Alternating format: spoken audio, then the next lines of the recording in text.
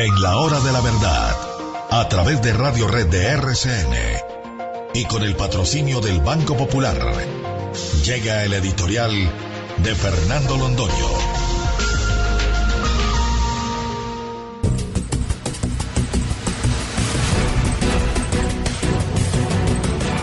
Noticia de última hora. Se reúne, y no en cualquier parte, en la Casa de Nariño, el Consejo Nacional de Estupefacientes. Y nos parece, si no andamos muy equivocados, que es la primera vez que se reúne en años.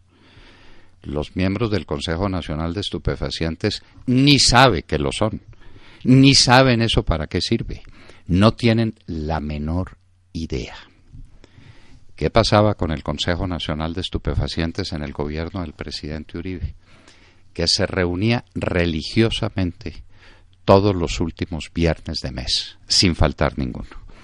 Y que se reunía con todos los miembros, que son nada menos que 7 ministros, para empezar, el director de la policía, el director del DAS, el procurador general de la Nación, el fiscal general de la Nación, sino que además eran invitados especiales que nunca faltaban, el comandante de las fuerzas militares, los comandantes de todas las armas.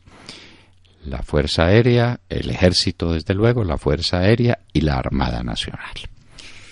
¿Por qué destacamos esta antinomia? Unos que se reunían siempre y que trabajaban siempre y otros que no se reunían nunca, sino que se van a reunir hoy.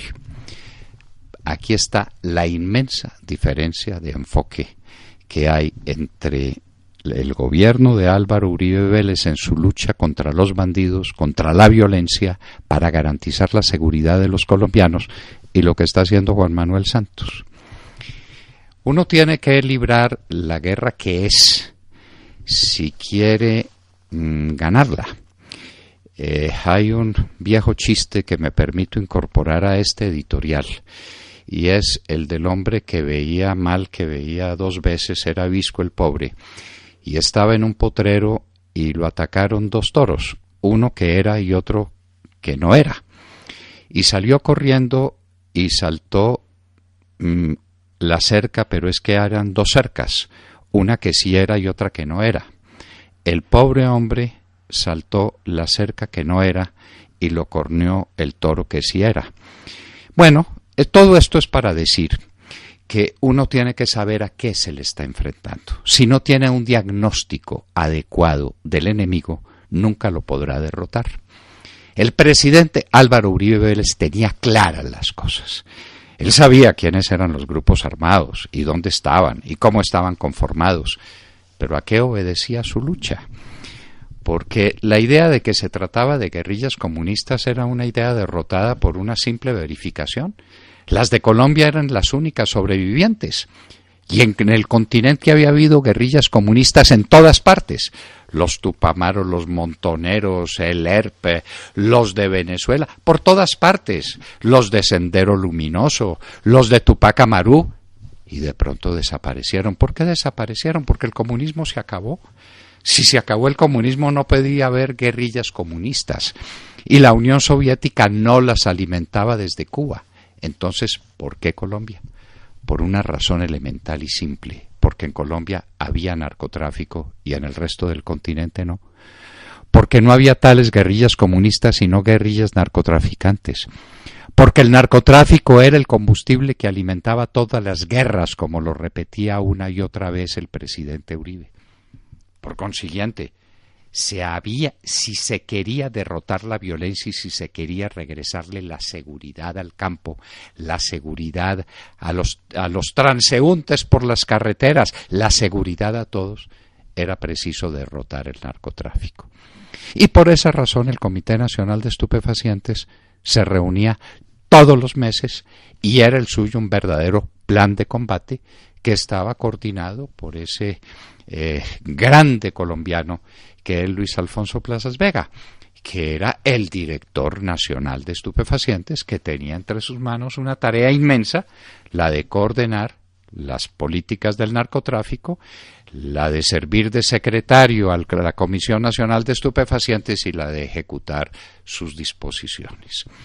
Y de ahí nació una política coordinada y seria contra el narcotráfico, que consistía en que había que enfrentar militarmente a los narcotraficantes porque estaban todos armados y era preciso destruirles sus campamentos con una fuerza aérea mucho menos desarrollada de la que después se tuvo, pero inmensamente eficiente al mando del general Velasco. Era necesario no solamente eso, sino extraditar esos bandidos a cárceles de los Estados Unidos porque tenían demasiado medida la capacidad de respuesta de los jueces colombianos. Había que mandarlos a las cárceles latinoamericanas, había que quitarles sus bienes. Había que ver lo que eran los planes de extinción de dominio y cómo se ejecutaron desde la Dirección Nacional de Estupefacientes, con cuánta eficiencia se les quitaban los bienes, porque ese era el nervio motor, la causa eficiente, como la llaman los filósofos de estas conductas infames. Eso había que hacerlo y había que hacerlo con enorme eficiencia. La extradición, los bombardeos a los campamentos, las luchas armadas, los ataques a los precursores químicos. Eso era todo un diseño de una estrategia.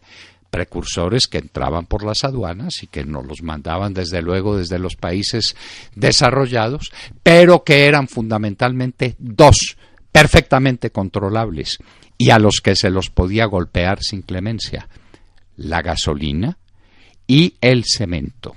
Luego, eso era absolutamente indispensable. Y luego, una política que lo coronaba todo, que era la lucha contra los sembrados. Y en la lucha contra los sembrados, la erradicación, los bombardeos a los campamentos eran indispensables, la erradicación a través del glifosato y la erradicación manual, cuando, por ser de pequeñas extensiones, que fue una técnica que empezaron a desarrollar en respuesta a las fumigaciones aéreas, era indispensable la erradicación manual.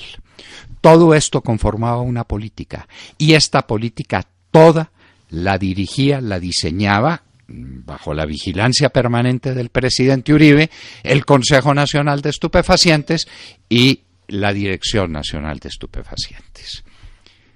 Ese consejo, esa política, se abandonó por completo. Eso es lo que ha hecho el presidente Santos, desmontar una por una las piezas de esta construcción magnífica que le devolvió la seguridad a Colombia. Si ustedes ven las cifras de la seguridad de los colombianos en el 2008 y 2009 y 2010, desde el 2003 empezaron a verse sus benéficos influjos en los colombianos. Volvieron los colombianos a recorrer el país por sus carreteras que estaban abandonados, volvieron al campo, volvieron a vivir. Desaparecieron los secuestros. De 3.000 secuestros los habíamos reducido en el 95%. Todo eso era consecuencia de la política de la seguridad democrática basada en la lucha contra el narcotráfico. Pues el presidente Santos se dedicó a desmontarlo todo. La extinción de dominio se acabó. Permitió que se le metieran a eso 1000 palos en la rueda, desde la Fiscalía General de la Nación, desde ese fiscal que no merece su nombre, desde el señor Iguarán, pasando ahora al fiscal Montealegre. Toda la extinción de dominio se vino al piso para garantizarle la causa eficiente y la causa final también del narcotráfico, que empieza movida por el ánimo de lucro y que tiene como causa final la obtención de esas riquezas. Se acabaron las extradiciones, se acabaron. Lo que el presidente Uribe tenía como elemento fundamental de la lucha contra el narcotráfico se vino al piso y ya el presidente Santos le garantizó a los miembros de las FARC que no los extraditará. Lo mismo vendrá con los miembros del ELN, lo mismo es con todos. No existe extradición como no existe extinción de dominio, como no existen los bombardeos, es cuando se dice no vamos a bombardear a la guerrilla, no vamos a bombardear los campamentos que están alrededor de los cultivos de coca, que allá es donde tienen que juntar las FARC y el ELN a todos los bandidos para que eso pueda prosperar. Y desde luego, ahora, y el resultado final no se volvió a combatir tampoco a los precursores químicos, viene la puñalada final con la lucha contra el glifosato. Se acabó el glifosato, el presidente Santos ha concluido su tarea, se acabó la política contra las drogas y en su lugar lo que tenemos es una política de estímulo a las drogas. Señores, Colombia se está convirtiendo en un mar de coca, ya lo dicen las estadísticas, esto no es simplemente que la lógica lo señale, sino que las estadísticas la denuncian. Mar de coca, mar de cocaína, se están enriqueciendo estos hombres fabulosamente. Son el principal cartel de la droga en el mundo y son, dicen los entendidos, y lo dicen ya con cifras en la mano, el tercer movimiento guerrillero más poderoso, más rico del mundo, porque se desmontó la lucha contra la droga. Lucha contra la droga, lucha cuyo desmonte se cristalizará hoy como medida final en una reunión del Consejo Nacional de Estupefacientes que tendrá por objetivo prohibir la fumigación con glifosato. Señores, la hora está concluida. Los sacerdotes dicen ite missa est, pues ite lucha est.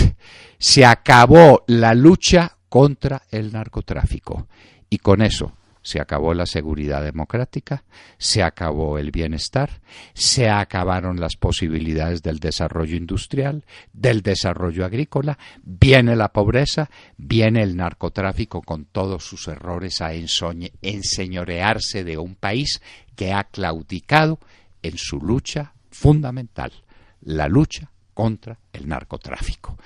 La obra del presidente Uribe ha sido desmontada eslabón por eslabón, estructura por estructura, para sembrar, al contrario, coca y para llenar el país de cocaína con todos sus efectos, riquezas mal habidas, contrabando, dólar negro que pulula para derrotar la producción nacional, las exportaciones legítimas de Colombia y el desarrollo industrial que abastezca el mercado nacional.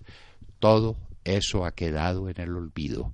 Estamos en manos de los bandidos, pero no por casualidad, porque el presidente Santos, alias Juanpa, voluntariamente, conscientemente, acabó la política de la seguridad democrática basada en la lucha y en la derrota del narcotráfico.